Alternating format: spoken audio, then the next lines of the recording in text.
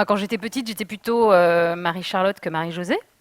J'avais un joli kilt qui me terrorisait à l'idée de courir parce que l'épingle à nourrice pouvait s'ouvrir. Et des tresses. Donc voilà, ça vous pose un peu le truc. J'étais la petite fille sage dans la cour de récré, qui joue même pas à l'élastique et à la corde à sauter, qui est née dans ses bouquins, qui est la dernière choisie quand on choisit les équipes. C'est qui va prendre Cécile, c'était un peu ça l'idée. Et puis arrive le collège. Et là, c'est le drame. C'est le drame, ça s'appelle le cross. Et je pense que ça va parler à beaucoup de personnes ici. Donc j'ai cru faire une crise cardiaque doublée d'une crise d'asthme pour à peu près visualiser les choses. Et j'ai détesté mon prof de sport à un point, je crois, qui est difficilement imaginable. Et finalement, j'ai été sauvée par le médecin scolaire, qui a enfin écouté ma souffrance. Bon, pour faire, pas parce que j'aimais pas le sport, mais pour faire très très court, en parlant de court, j'ai une jambe plus courte que l'autre. Donc voilà, mais vraiment plus. Donc bassin qui est déséquilibré, la colonne qui est partie en vrille. Et donc voilà, j'ai grandi dans la douleur et c'est vraiment le cas de le dire. Et donc il m'a arrêtée et j'ai pu retourner à la bibliothèque pour mon plus grand bonheur jusqu'au bac.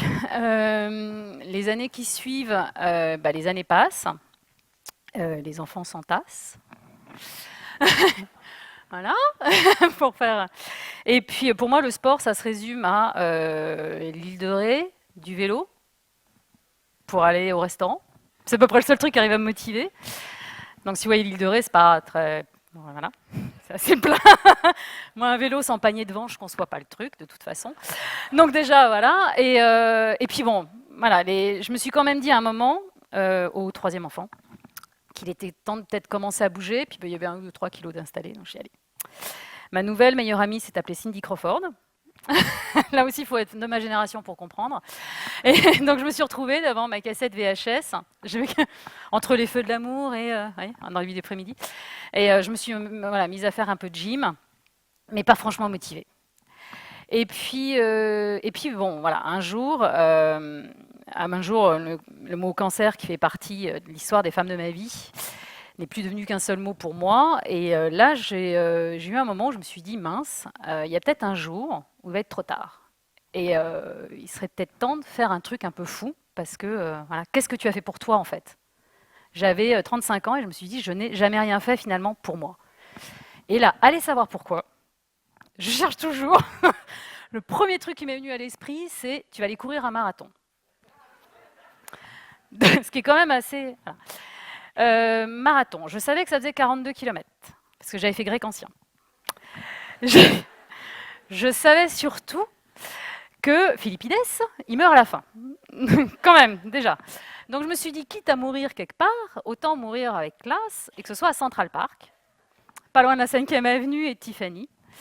Et voilà, et je me suis mis en tête de courir le marathon de New York. Je n'avais absolument aucune idée de ce que ça représentait déjà comme investissement financier, pour dire les choses telles qu'elles sont, que ça coûtait un rein, voire deux, qu'il allait me falloir plusieurs années d'économie de mes allocations familiales pour m'offrir ça. Et je me suis dit, pour pas prendre le risque non plus de me retrouver comme une idiote à demander l'asile politique au Starbucks au 15e kilomètre, je me suis dit, allez, tu en cours un en France. Et j'ai pris La Rochelle, Île de Ré, maman qui vient, voilà. Bon. Et je me suis retrouvée à La Rochelle. Alors La Rochelle, pour le marathon de La Rochelle, c'est 2 boucles, avec un faux plat.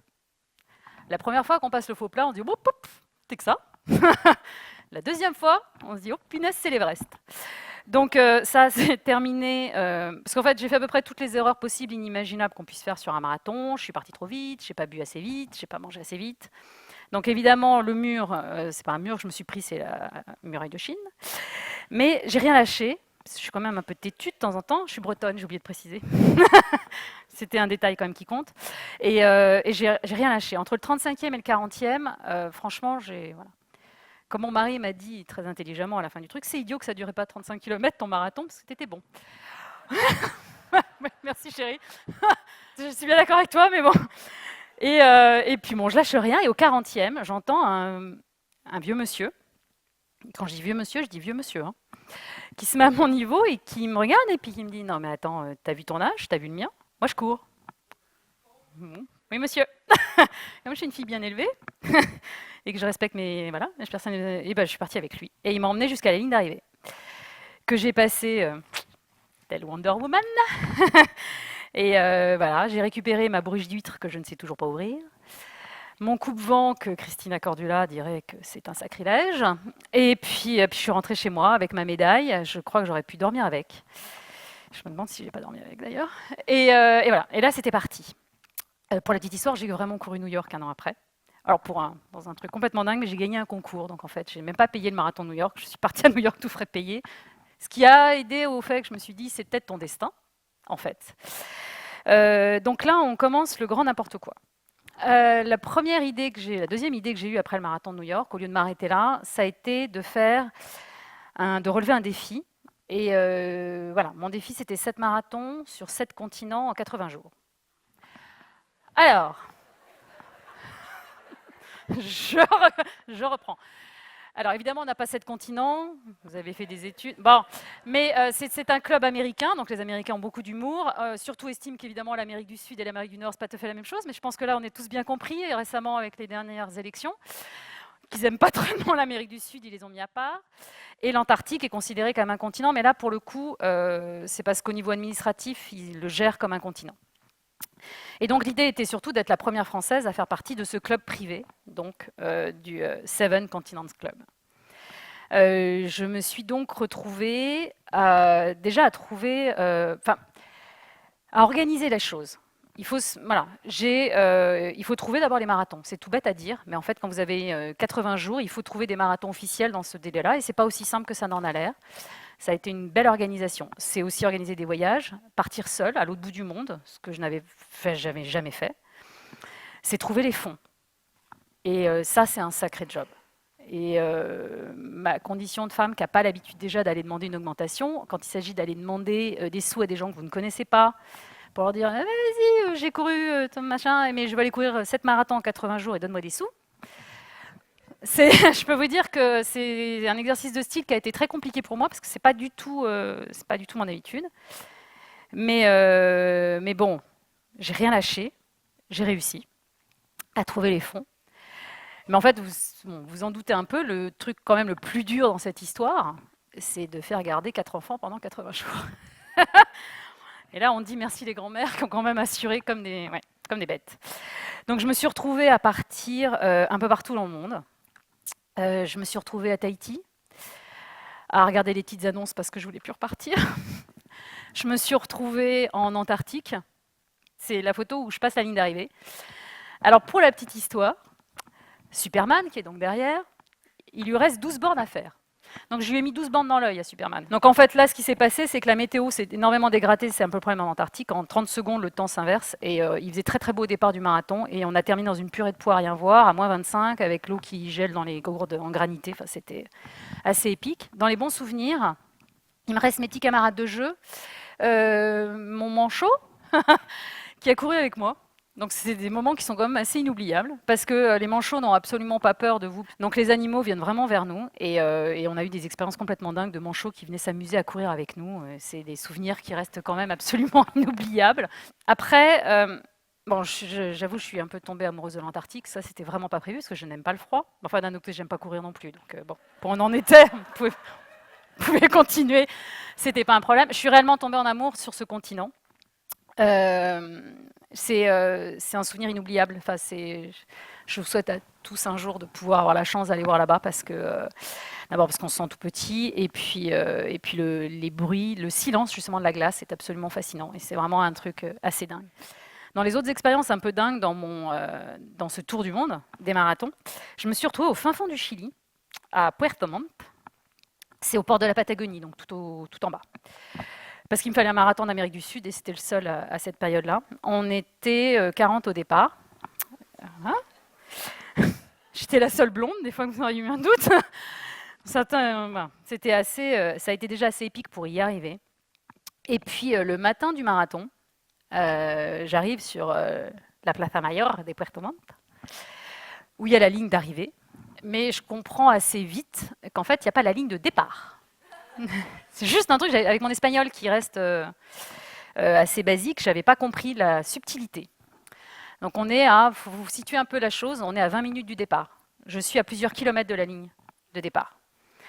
Je parle pas un très, enfin, je parle espagnol, voilà, comme une vache espagnole, maman, comme dire, et tout. Et là, heureusement, l'organisateur comprend mon dépit, siffle un taxi. Tout ça, ce que je vous raconte, c'est vrai. Hein. Me met dans le taxi. Moi, j'ai dit no dineros, no pesetas. Je suis partie courir, je suis pas partie faire des courses, donc j'ai rien sur moi. Me dit no problemo. Le type m'a fait traverser Puerto Montt. Je me serais cru à la Canebière, pas du tout au fin fond du Chili. On est arrivé, il a freiné au frein à main sur la ligne de départ. Je suis sortie, j'ai fait pipi et je suis allée courir.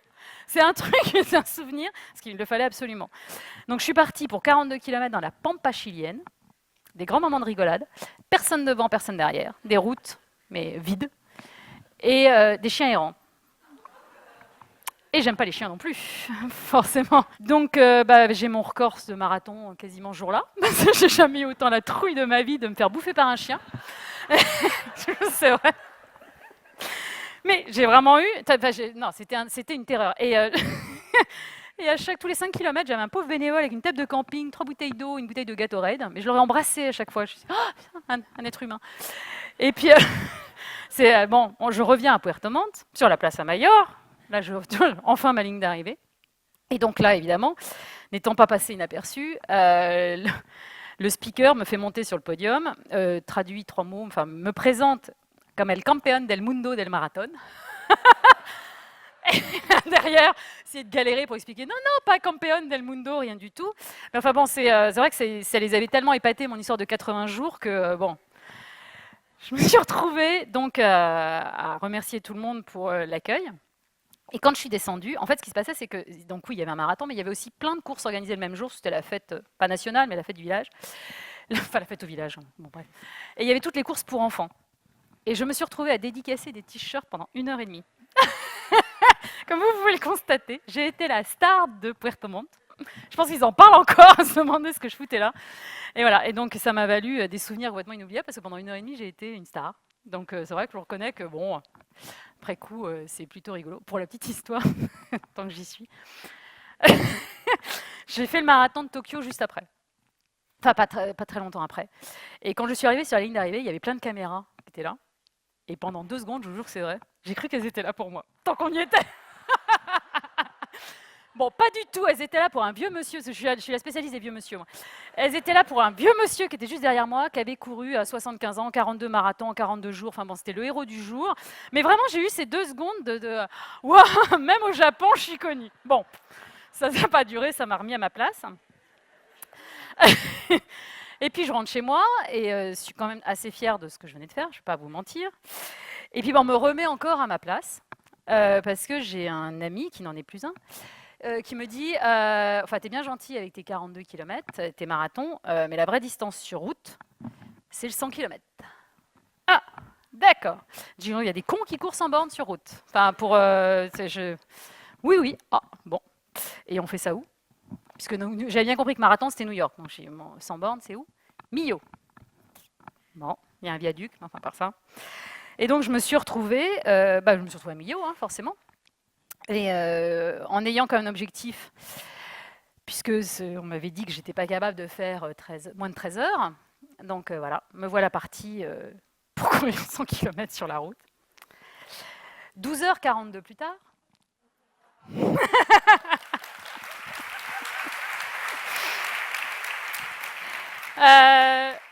J'envoie un SMS d'abord.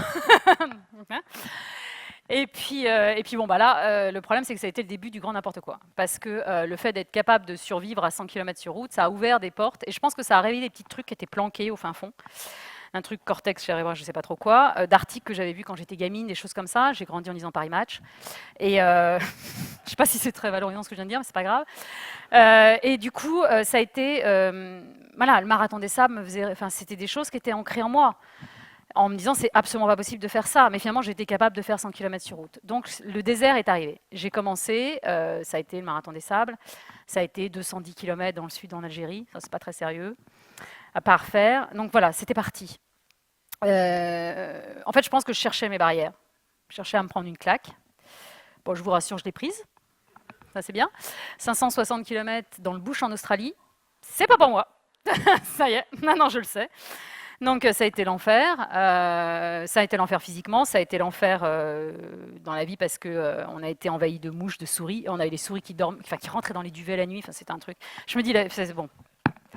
J'ai des images de tapis de souris, mais vous savez les tapis de souris, mais des vrais, moi.